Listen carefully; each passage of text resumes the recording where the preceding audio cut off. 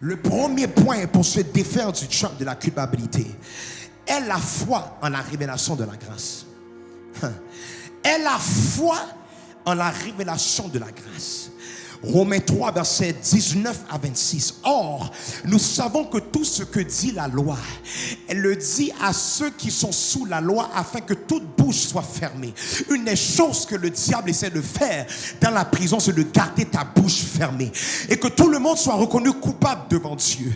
Verset 20, car nul ne sera justifié devant lui par les œuvres de la loi, puisque c'est par la loi que vient la connaissance du péché. Verset 21, mais maintenant, sans la loi est manifestée la justice de Dieu, à laquelle rendent témoignage la loi et les prophètes. Justice de Dieu par la foi en Jésus-Christ. Pas par la foi dans la loi, mais par la foi en Jésus-Christ. Par la foi en Jésus-Christ. Pour tous ceux qui croient, dites qui croient. Parce que tu ne peux pas seulement connaître Jésus, mais tu dois croire en Jésus. Amen, quelqu'un. Il n'y a point de distinction, car tous ont péché et sont privés de la gloire de Dieu. Et ils sont gratuitement, my God, it didn't cost you nothing. Ça ne t'a pas coûté $1, ça ne t'a pas coûté 2 semaines de congé, où est-ce que tu es consacré dans le jeûne et dans la prière. Mais la Bible nous dit que c'était gratuit. Justifié par sa grâce. Ce n'était pas par tes œuvres, ce n'était pas parce que tu étais parfait, ce n'était pas parce que tu as prié pendant des semaines, mais c'est par sa grâce que tu as été justifié.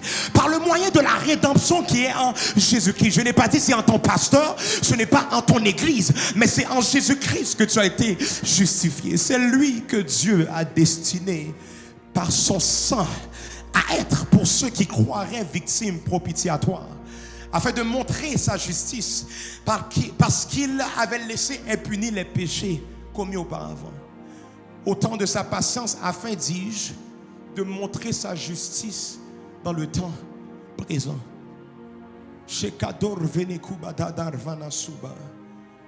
De manière à être juste, tout en justifiant celui qui a la foi en Jésus. Peuple de Dieu, la foi est la fondation de ta délivrance. Oh non, je vais répéter ça encore une fois.